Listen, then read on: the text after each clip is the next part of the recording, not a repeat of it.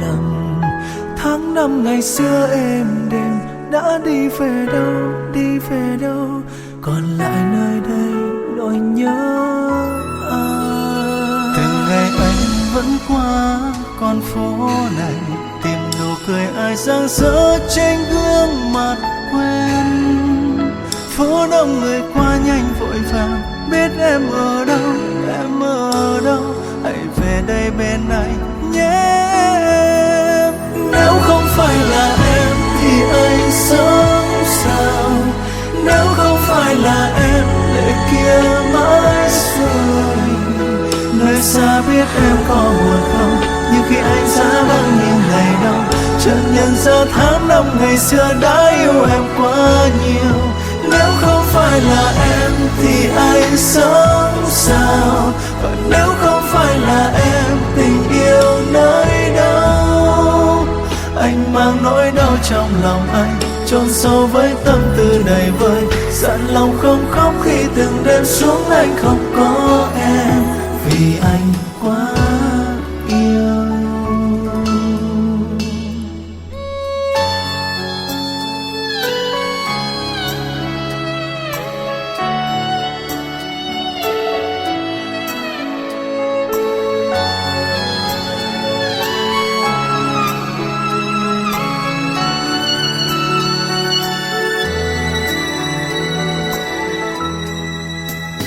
Từng ngày anh vẫn qua con phố này, tìm nụ cười ai sáng rỡ trên gương mặt quen.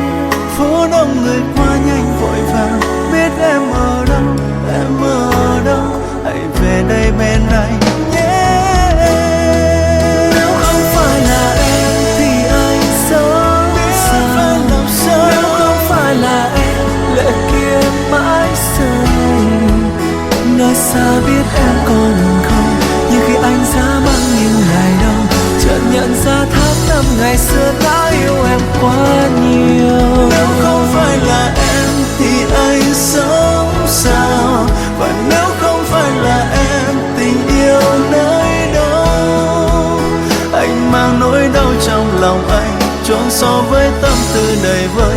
Dặn lòng không khóc khi từng đêm xuống anh không có em, vì anh quá yêu. Nếu không phải là em thì anh sống sao? Nếu không phải là em, lệ kia mãi rơi. Nơi xa biết em có buồn không, nhưng khi anh xa băng những ngày đông, chợt nhận ra tháng năm ngày xưa đã yêu em quá nhiều. Nếu không phải là em thì anh sống sao? Và nếu không phải là em, tình yêu nơi đâu?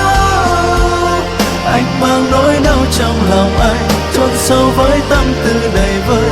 Dặn lòng không khóc khi từng đêm